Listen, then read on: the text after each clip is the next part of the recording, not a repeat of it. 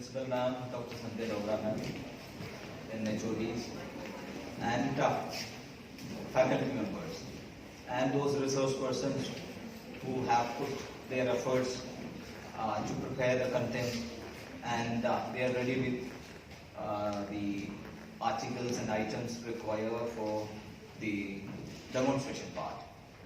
And today we are organizing a workshop on biomedical waste management, which is a very significant topic to be learned by all healthcare professionals. And I'll just introduce, give you the introduction about today's program, where we have a registration. You would have done your registration and you will be getting a checklist slip, and in that slip you will be writing your name, participant name, and the course and the year. And there are activities column in which you can see pre-test. You will be given with a pre-test format. जिसमें 10 questions होंगे and you need to tick the right answer. Okay. So workshop से पहले आपके जो knowledge assess करने के लिए है वो pre-test, and वो pre-test आप fill करके दे देंगे. तो उसके आगे जो pre-test के लिए responsible जो teacher है, they'll put their initial, they'll put their signature. And उसके बाद देखेंगे तो you can see attended session 1. The workshop is divided into 4 sessions. Session 1, 2, 3 and 4. And उसमें से आपको हर session attend करना होगा, and it is mandatory. जो हर session attend करेंगे और written demonstration करके दिखाएंगे तो उन्हीं को सर्टिफिकेट्स मिलेंगे. And आपने आ गया और registration किया, and that doesn't mean that you have attended the session. This is going to be a very, very important topic, and I want everybody to attend the session completely. Take down the notes, and you will all have to write an assignment, report of the workshop, and submit it to your concerned class teacher tomorrow. And this is an assignment for you. And all those workshops, seminars which are being organized, it is not for time pass. You have to take it seriously. All these topics are going to help you in your future professional career. Okay, so take it seriously. So attended session 1, session 2, session 3, session 4. Those teachers responsible for maintaining the attendance, they will come to you and they will be giving their initial signatures in your checklist. You have to make sure that once you are attending a session and it is been signed by the teacher concerned. Okay, then written demonstration and post test. And you have to complete all these, and the checklist have to be returned to the concerned teacher, and that will be collected, and only those students who have signatures in all the columns will be awarded the certificates. And here there will be introduction about the workshop that I am doing it now. Then there will be a pre-test. Shruti ma'am will be responsible for that. Then session 1 will be dealt by Gopal sir, and there will be a break for 10 to 15 minutes in between. And then we'll go to session 2, which will be a demonstration session, more of a demonstration part, where Dr. Aarti Rothan ma'am will be dealing that. Then session 3 will be dealt by Priyanka Sharma ma'am. Then after the session 3, you will be having a lunch break for 45 minutes. You have to follow all these timings strictly. Then you will have session 4, the last session will be dealt by again Dr. Aarti Rothan. Then you will have a written demonstration. You will have to demonstrate it in front of the invigilator, in front of the teacher, and you have to get the signature in your checklist. Then there will be a post test and the vote of thanks, and the session will end by 4. Okay. And certificates will be awarded to only those participants who attends all sessions completely and performs the written demonstration successfully. Okay. Thank you very much, and hope this is going to be a wonderful, and you're going to gain a lot of knowledge regarding the proper waste management, biomedical waste management in the hospital. Thank you. Please, we are about to start our next session. Please settle down on your seats.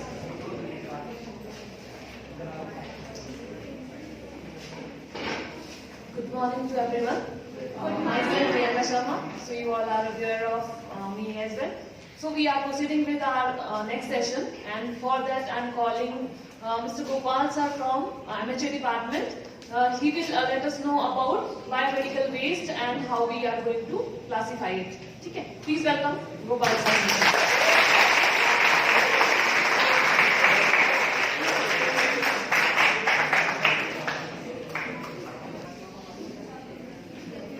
Good morning, Principal Ma'am, and Director Sir, HODs, and faculty members, and dear students. So, am I audible?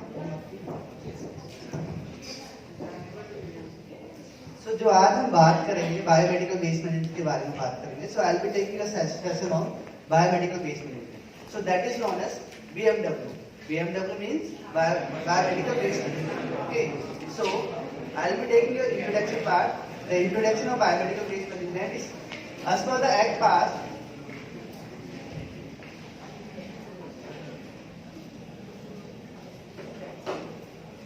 As per the Act passed by the Minister of Environment and Forest in 1986, notified the biomedical waste rules in July 1998. It was duty of every occupier, a person who has control over the institutional premises, to take steps to ensure that waste generated and handled without any adverse effect on human health and environment. So basically the objective of this act was to avoid the harm. Okay, avoid the harm in the sense, जैसे मान लो कि environment को भी harm ना हो और human being को भी कोई harm ना हो, तो ये इसका objective था इस act का. ठीक है. और जब हम आगे देखते हैं तो वेस्ट को हमने कैरेक्टराइज करा है. ठीक है. वेस्ट हमारा क्या होता है बेसिकली? वेस्ट वो है कि जो सिंपली अगर उसको डिफाइन करते हैं, वेस्ट मतलब जो अनयूजेबल होता है. ठीक है. विच कैन बी अनवांटेड और unusable, that is known as a waste. Okay. Waste is unusable और unwanted. Okay. So waste is two types of, one is hazardous waste, second one is non hazardous waste. Hazardous waste वो waste होता है, simply अगर हम देखते हैं कि जो वेस्ट से क्या है, डेंजरस होता है. ठीक है. हैजार्डस वेस्ट वो वेस्ट हो जो डेंजरस है, पोटेंशियली क्या है, हार्मफुल होता है, जिसके लिए एनवायरनमेंट के लिए भी और दूसरा हेल्थ के लिए भी. That is known as hazardous waste. इसके एक एग्जांपल देखते हैं हम. अगर इसके एग्जांपल सिंपली क्या है, जैसे लिक्विड हो गया, गैस हो गया, केमिकल वेस्ट हो गया, that is the hazardous waste. Non hazardous waste means वो वेस्ट जो वेस्ट क्या है, हैजार्डस नहीं होता. ओके. सो वो वाला वेस्ट जो हम क्या है अपने घरों में भी जनरेट कर सकते होता है, हमारे घरों में भी जनरेट होता है. ठीक है. जैसे household waste. Okay. That is known as non hazardous waste. Okay. अब बायोमेडिकल वेस्ट में, बायोमेडिकल वेस्ट क्या होगा? बायोमेडिकल वेस्ट वो वेस्ट बेसिकली जो वेस्ट हॉस्पिटल से क्या है जनरेट होता है, that is known as biomedical waste. Okay. Any waste which is generated during the diagnosis और treatment or immunization of human being or animal, that is known as a biomedical waste. Simply biomedical waste hospital acquired waste होता है, simply अगर इसे समझे. ठीक है. But क्या है, अगर इसको हम क्लासिफाई करते हैं,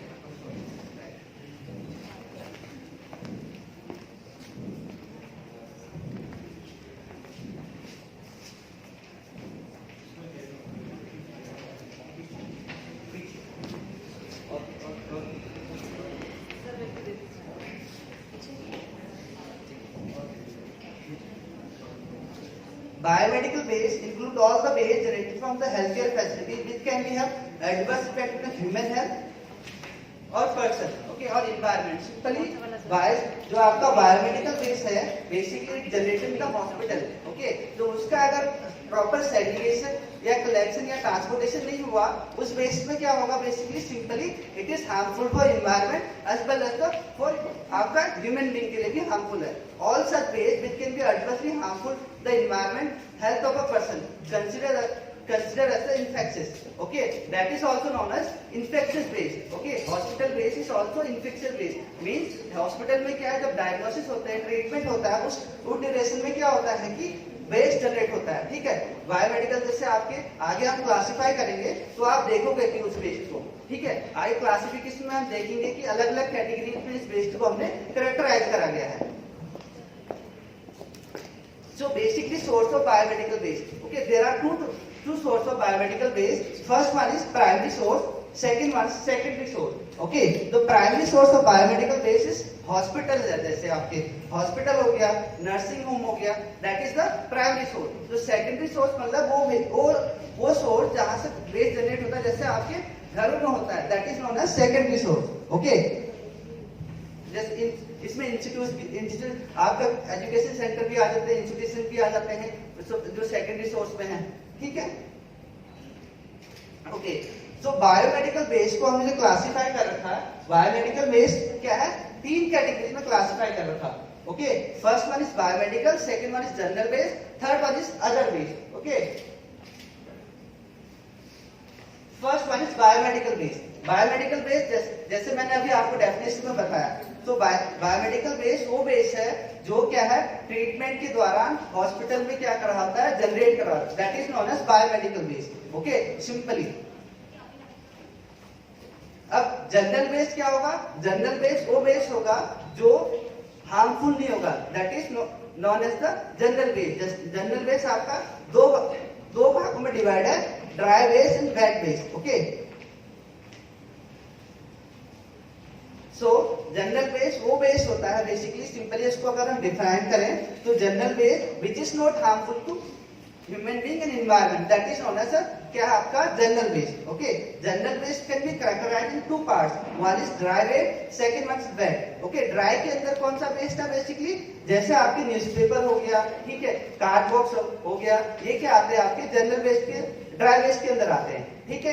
देन वेट वेस्ट मतलब जैसे जो आपके फूड कंटेनर यूज होते हैं, ठीक है, वो दैट इज नोन एज आपका वेट वेस्ट। ओके, अब इसका अगर परसेंटेज देखते हैं, ठीक है, ओवरऑल परसेंटेज जो आपका हॉस्पिटल में जनरेट होता है, आपका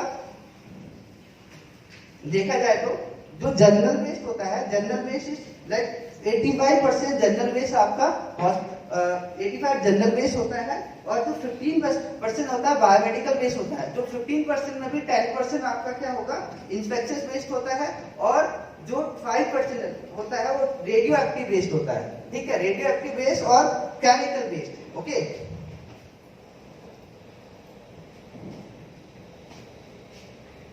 third is other waste, that is also known as e-waste. Okay, other waste is also known as e-waste. Okay, so means the other waste consists of using electronic waste, used batteries and radioactive waste which are not covered under the biomedical waste but have to be disposed as when such waste are generated. Okay, so e-waste आपका simply अगर other waste को बोले, other waste आपका e-waste होता है जो आप क्या है, आप जैसे कंप्यूटर यूज करते हैं हॉस्पिटल में, ठीक है, कंप्यूटर यूज करा या कोई इलेक्ट्रॉनिक गैजेट यूज करते हैं, दैट इज नोन एज आपका ई वेस्ट, ठीक है।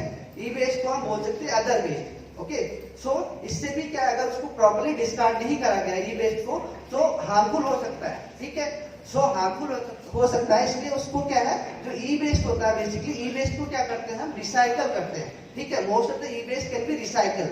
ओके, सो जितना भी ई वेस्ट आपका जनरेट होता है, इट कैन बी रिसाइकल, और क्या है, रीयूज कर सकते हैं, ठीक है।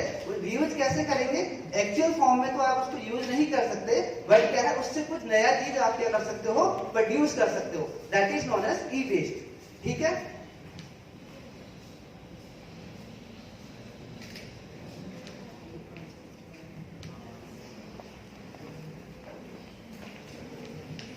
Silent feature of BMW after the amendment 2016 सो इसमें क्या है, जो आपका जो 2016 एक्ट था, इसमें क्या कुछ अमेंडमेंट हुआ था, अमेंडमेंट के बाद इसमें कुछ एडिशनल ये फीचर क्या है, इसमें ऐड ऑन करेंगे, ठीक है। तो जो वेस्ट जनरेट होता है, अगर कोई वेस्ट जनरेट होता है, वेस्ट शुड बी क्या है, वेस्ट का क्या होना चाहिए, pre treatment of a waste. Okay, pre treatment of waste मतलब जो भी वेस्ट जनरेट हुआ उससे पहले क्या है, उसके कलर कोडिंग के अकॉर्डिंग या उसको सेग्रीगेशन या कलेक्शन ऐसा करना है कि कि मिक्सर ना हो बेस्ट का। अगर कोई भी बेस्ट क्या आप मिक्स कर दोगे, क्या होगा उससे, क्या होगा इन्फेक्शन होने के ज्यादा चांसेस हो जाएंगे। उस केस में क्या है, जो प्री ट्रीटमेंट है, प्री ट्रीटमेंट मतलब आप उसको अच्छी कलर कोडिंग के अकॉर्डिंग या उसका जब आप सेग्रीगेट करते हो उसके कलर कोडिंग के अकॉर्डिंग उसमें क्या करना है, सेग्रीगेशन करना है। ठीक है, सेग्रीगेशन बहुत इंपॉर्टेंट है किसी भी वेस्ट के लिए। अगर प्रॉपर्ली सेग्रीगेशन नहीं होगा देन क्या है, हार्मफुल हो सकता है किसके लिए, ह्यूमन बीइंग के लिए भी हो सकता है और क्या हो सकता है, और इन्वायरमेंट के लिए भी हो सकता है। अब इन्वायरमेंट में उसका क्या इफेक्ट पड़ेगा, अगर वेस्ट को अगर प्रॉपर्ली सेग्रीगेट या प्री ट्रीटमेंट नहीं करा गया, इन्वायरमेंट में क्या एयर पोल्यूशन हो सकता है, आपका एयर पोल्यूशन होगा। ठीक है, दूसरा क्या है, उससे क्या होगा, एयर पोल्यूशन होगा तो बहुत सारी क्या है बीमारी क्या उससे जनरेट हो सकती है। तो इसलिए क्या है, जब वेस्ट जनरेट होता है इट नीड टू बी उसका प्री ट्रीटमेंट करना जरूरी है। अब कोई वेस्ट ऐसा होता है जो बायोडिग्रेडेबल होता है, उसको क्या बायोडिग्रेडेबल वेस्ट क्या होता है, जो डिकम्पोज हो जाता है। ठीक है, डिकम्पोज हो जाता है। जैसे सिंपली अगर हम देखें बायोडिग्रेडेबल जो आपका वेस्ट होता है, जिसमें क्या आपके अगर देखते हैं कि जो डिकम्पोज हो जाता है, ठीक है, डिकम्पोज हो जाता है। जैसे आप क्या है, जो फूड आप यूज करते हैं उसको क्या है, उसको डिकम्पोज कर सकते हैं। ठीक है, और जो नॉन, जैसे मान लो कुछ जो बायोडिग्रेडेबल वेस्ट नहीं होता है, वो वेस्ट मतलब उसको क्या है, कुछ वेस्ट उसमें क्या रिसाइकल हो जाते हैं, कुछ वेस्ट उसमें रिसाइकल नहीं होते। ठीक है, जैसे आपके मेटल हो गया या आपके बैटरीज हो गया, क्या उनको रिसाइकल के लिए यूज कर सकते हो, वो बायोडिग्रेडेबल वेस्ट नहीं है। ठीक है, जो डिकम्पोज नहीं होता है that is known as a non biodegradable waste. Okay, so pre treatment waste इसलिए इंपॉर्टेंट है कि वेस्ट को क्या कर रहे हो आप, सेग्रीगेट कर रहे हो। ठीक है, सेग्रीगेशन कर रहे हो, उसका कलेक्शन कर रहे हो और उसका ट्रीटमेंट कर रहे हो कि उसके कलर के अकॉर्डिंग क्या वेस्ट को अलग अलग रख रहे हो। ठीक है, दूसरा क्या है कि एस्टेब्लिशमेंट ऑफ बारकोड। बारकोड मतलब इसलिए इंपॉर्टेंट है कि क्योंकि जो बारकोड आपका, आपने देखा होगा बारकोड क्या होता है आपका, एक तो क्यूआर कोड होता है, एक बारकोड होता है। ठीक है, बारकोड जो होता है बेसिकली बारकोड का इंट्रोडक्शन इसलिए करा गया कि जिससे क्या है ट्रैक कर सके, क्योंकि अगर ट्रैक नहीं करेंगे, अगर बारकोड आप क्या है सिंपली अगर आप अपने ऐप में आप देख सकते हैं कि आपका वेस्ट कब वो डिस्पोज हुआ है और कितना हुआ है, वो सब उसमें पता लग जाएगा। ठीक है, आप एक ऐप के थ्रू भी क्या है, आप एक ऐप के थ्रू भी चेक कर सकते हैं कि कब आपका वेस्ट जनरेट होके उसको डिस्कार्ड हुआ और कितना हुआ करके वो सब पता, क्वांटिटी भी पता लग सकता है। ठीक है, अगर इसको दूसरा क्या है कि आपका डेली जब चेक करता है, जो ऑक्युपायर रहते हैं, जो जनरेट करते हैं वेस्ट को, वो भी पता कर सकते हैं कि कितना क्वांटिटी में वेस्ट जनरेट हो रहा और कितना उसका डिस्कार्ड वेस्ट हो रहा। ठीक है, क्या होता है बहुत से केसेस में क्या हो रहा है, मैनी केसेस व्हाट हैपनिंग कि मान लो अब जो बारकोड का यूज करा गया कि बहुत केसेस में ऐसा हुआ कि मान लो अगर ये एक क्वांटिटी होती है, ठीक है, आपको वेस्ट की क्वांटिटी होती है, उतनी क्वांटिटी में ही वेस्ट जाना चाहिए। ऐसा नहीं कि उससे ज्यादा चले गया, उससे ज्यादा चले गया क्या है, उससे भी क्या है आपके जो लेवल होता है, लेवल से ऊपर हो गया तो वेस्ट को क्या सिंपली क्या हो सकता है, वो जो उसमें यूज कर रहे हैं, आपके पॉली बैग यूज कर रहे हैं, हो सकता है कि वो आपके उनमें भी क्या है प्रेशर ज्यादा पड़ेगा, प्रेशर ज्यादा पड़ेगा तो क्या वेस्ट आपका बाहर आ जाएगा। तो उस केस में बारकोड का इंट्रोडक्शन करा गया। बारकोड आपके जैसे 2 टाइप के मैंने बताया आपको, पहला क्या है क्यूआर कोड, दूसरा बारकोड। तो सिंपली आपने देखा होगा, आप अगर मॉल में जाते हो तो क्या करते हो, बारकोड स्कैनर रहता है, उससे स्कैन करते हैं। ठीक है, और आपको एग्जैक्टली पता लगता है कितनी क्वांटिटी में उसमें, अगर सपोज मान लो कि अगर कोई भी चीज आप परचेज करते हो, सिंपल इसको पता लग जाए कितनी क्वांटिटी में वो आइटम है करके। ठीक है, अगर कम है तो आपको क्या है कम ज्यादा दोनों पता लग सकता है कि अगर कितनी क्वांटिटी में आपका वेस्ट जा रहा है, कितना नहीं जा रहा करके। सिंपली क्या होता है इसमें, अगर इसको हम समझे कि आपका जो एक सेंटर होता है, एक सर्वर होता है, सर्वर से सारी इंफॉर्मेशन आपके पास आती है। ठीक है, सर्वर होता है, सर्वर के बाद सारी इंफॉर्मेशन क्या करेगी, आपके पास ऐप होगा, ऐप के थ्रू सारी इंफॉर्मेशन आ गई। आप कहीं से भी उसको क्या कर सकते हो, बारकोड के थ्रू अपना जो वेस्ट जनरेट हो रखा है उसको क्या कर सकते हो, ट्रैक कर सकते हो। ठीक है,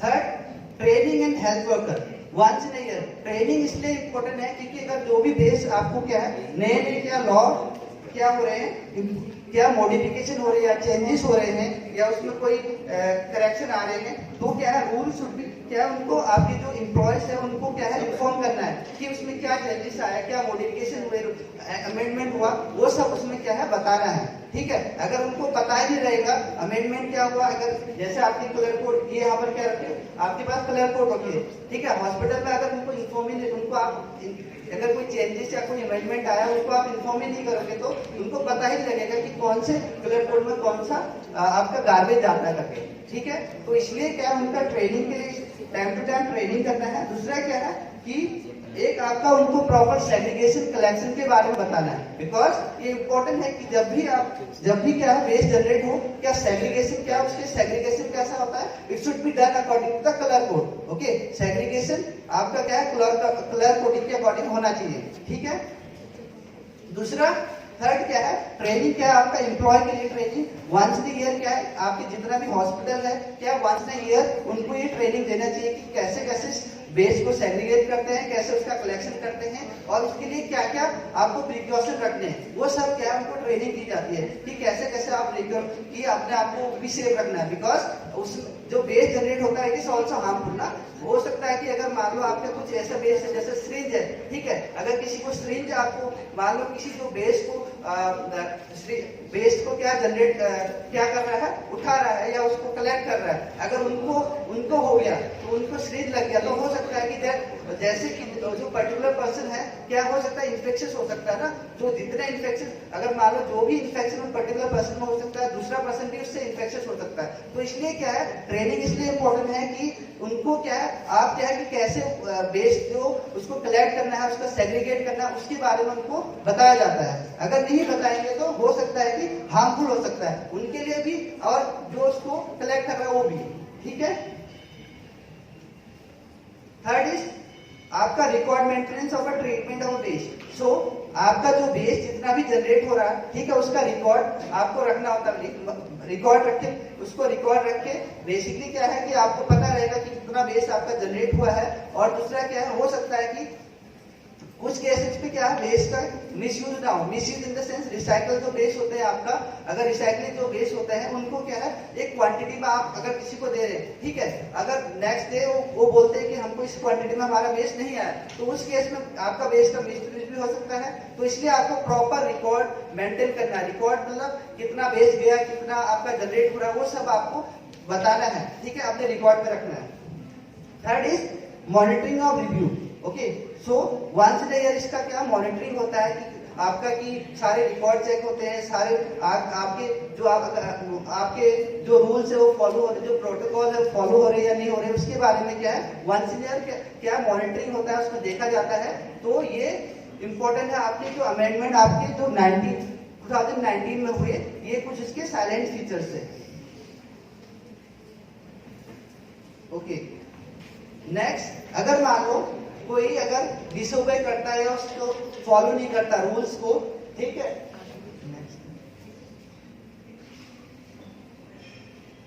अगर रूल्स को फॉलो नहीं करता वहां पर क्या कुछ पनिशमेंट भी है। ठीक है, कुछ पनिशमेंट वगैरह भी है। अगर कोई जो रूल्स बायोमेडिकल वेस्ट मैनेजमेंट के रूल्स है उनको फॉलो नहीं करता है, हो सकता है कि जो सिंपली अगर देखा जाए तो या आपको किडनैपमेंट हो सकता है, कितना 5 इयर्स का और 1 लाख तक का फाइन भी लग सकता है। तो ये इंपॉर्टेंट है कि जो रूल्स और रेगुलेशन है उनको फॉलो करना है, क्योंकि अगर नहीं करते हैं तो गवर्नमेंट को भी बहुत से हॉस्पिटल है, ठीक है, उनको क्या चार्जेस क्या है, अभी कुछ चार्जेस क्या है उनको देने पड़े। ठीक है, तो कुछ हॉस्पिटल जैसे मैक्स हॉस्पिटल है, ठीक है, उनको क्या है अगर जो रूल्स को फॉलो नहीं कर रहे या ओबे नहीं कर रहे, उस केस में उनको फाइन भी देना पड़ा है। ठीक है, तो इसलिए प्रॉपर एक इसके लिए गाइडलाइन बनाई गई गवर्नमेंट की तरफ से। तो ये गाइडलाइन को फॉलो करना हॉस्पिटल का प्राइमरी ऑब्जेक्टिव रहता है। अगर वो इसको फॉलो नहीं करते, in case they don't follow that primary जो उनके रूल्स है रेगुलेशन है, देन उस केस में उनको फाइन भी इम्पोज किया जाता है। ठीक है, तो इम्पोर्टेंट है कि जो गाइडलाइन आई है गाइडलाइन के अकॉर्डिंग क्या है, आपने ट्रेनिंग कर दिया अपने स्टाफ का, तो उनको उसके अकॉर्डिंग उनको फॉलो करना है। नेक्स्ट अगर हम देखते हैं इसमें रोल्स एंड रिस्पॉन्सिबिलिटीज। रोल्स और रिस्पॉन्सिबिलिटी मीन्स कौन इसको सेग्रीगेशन कैसे, कौन इसका सेग्रीगेशन में इन्वॉल्व रहेगा या कलेक्शन में या जो इसका फाइनल डिस्पोजेबल में इसमें कौन कौन क्या रहेगा, किस चीज का इन्वॉल्वमेंट रहेगा। जो अगर सेग्रीगेशन, अगर पहले हम देखते हैं सेग्रीगेशन में आपके जो मेडिकल ऑफिसर रहते हैं, नर्सेस और पैरामेडिकल स्टाफ रहते हैं, उनका इन्वॉल्वमेंट रहता है। ठीक है, उनका इन्वॉल्वमेंट इसलिए रहता है क्योंकि बिकॉज दे आर, हो सकता है कि इस केस में दे आर मोर एजुकेटेड, हो सकता है उनको ज्यादा नॉलेज है। ठीक है, उनको प्रॉपर्ली क्या ट्रेनिंग करते हैं। ठीक है, आपका हो सकता है जो सपोर्टिंग स्टाफ है, सपोर्टिंग स्टाफ का उसमें रोल नहीं रहता।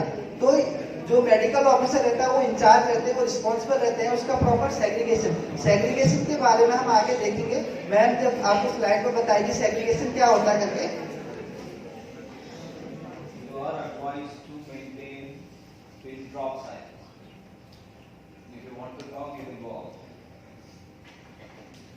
सेग्रीगेशन क्या है, सेग्रीगेशन के बारे में हम आगे देखेंगे। ठीक है, सेग्रीगेशन मैम बताएंगे जब आगे आप इसको और आगे जब आगे हम इसको पढ़ेंगे तो सेग्रीगेशन के बारे में पढ़ोगे आप। ठीक है, कलेक्शन के भी और स्टोरेज के, फाइनल डिस्पोजल के बारे में भी आप पढ़ोगे। बट जो रिस्पॉन्सिबिलिटी होती है इनमें, बेसिकली जो आपका मेडिकल ऑफिसर है, नर्सेस है, पैरामेडिकल स्टाफ है, दे आर द रिस्पॉन्सिबल। अगर कोई उसमें मान लो सेग्रीगेशन कैसे करना है, कलर कोडिंग के अकॉर्डिंग उसको क्या अरेंज करना, वो सब ट्रेनिंग उनके लिए अरेंज करना, वो उनका क्या प्राइमरी ऑब्जेक्टिव उनका ये रहता है। ठीक है, सो अगर हम देखते हैं ड्यूटीज ऑफ मेडिकल ऑफिसर, तो इनकी जो ड्यूटीज रहती है कि पहली ड्यूटी रहती है जो आपके प्लान से इम्प्लीमेंट, आपके जो बायोमेडिकल रूल्स है वो प्रॉपर्ली क्या होना चाहिए, इम्प्लीमेंट होना चाहिए। अगर इम्प्लीमेंट नहीं होते हैं दैट केस क्या है, जैसे मैंने आपको बताया कि अगर प्रॉपर्ली इम्प्लीमेंट नहीं होता है, उनको प्रॉपर्ली उनको ओवरसी करना होता है। अगर देखते हैं कि अगर उसको फॉलो नहीं कर रहा कोई, तो उस केस में क्या है, जैसे मैंने आपको बताया कि बहुत से हॉस्पिटल में क्या है फाइन इम्पोज हुआ। तो इसलिए क्या उनका जो ड्यूटीज और रिस्पॉन्सिबिलिटी रहती है, जो मेडिकल ऑफिसर रहते हैं कि वो चेक करते हैं कि आपका सेग्रीगेशन कलेक्शन क्या है, कलर कोडिंग के अकॉर्डिंग हो रहा है नहीं हो रहा, और आपके जो एम्प्लॉय उनको प्रॉपर्ली ट्रेनिंग करना, वो उनका ऑब्जेक्टिव रहता है। बिकॉज अगर नहीं करेंगे तो क्या है, जो गाइडलाइंस, अगर नई गाइडलाइंस आ रही है, वो गाइडलाइंस के अकॉर्डिंग क्या फाइन भी उनको इम्पोज हो सकते हैं ना। और मान लो अगर प्रॉपर इफेक्टिव बीएमडब्ल्यू प्लान, तो उसके लिए आपको बेस कैसे जनरेट हो रहा है, उसको कैसे सेग्रीगेशन करना है, कलेक्शन करना है या ट्रांसपोर्टेशन करना है। ठीक है, और उससे पहले लेबलिंग होता है, वो सब आपको क्या है जब आगे हम देखेंगे तो पढ़ेंगे, मैम बताएगी आपको ये सब चीजें कि सेग्रीगेशन कैसा होता है, लेबलिंग कैसा होता है, वो सब आप आगे जब आगे के सेशन में आप देखोगे। ठीक है, तो दूसरा क्या है कि इसमें क्या है, अगर प्रॉपर्ली क्या उसको आपका क्या है बेस को सेग्रीगेट नहीं करा गया, कलेक्शन नहीं करा गया, उससे क्या इफेक्ट ह्यूमन भी हो सकता है और इन्वायरमेंट भी हो सकता है। ठीक है, तो इंश्योर करना है कि जो भी बेस जनरेट हो रहा है हॉस्पिटल में, उसको क्या है मेडिकल ऑफिसर का रिस्पॉन्सिबिलिटी, प्राइम रिस्पॉन्सिबिलिटी है कि उसको प्रॉपर्ली क्या है उसको सेग्रीगेट करा गया और उसको डिस्पोज करा जाए और डिस्कार्ड करा जाए। अगर डिस्कार्ड नहीं होगा प्रॉपर्ली और डिस्पोज नहीं होगा, उस केस में क्या हो सकता है, हार्मफुल है, जैसे मैंने आपको पहले भी बताया। ठीक है, एनीबॉडी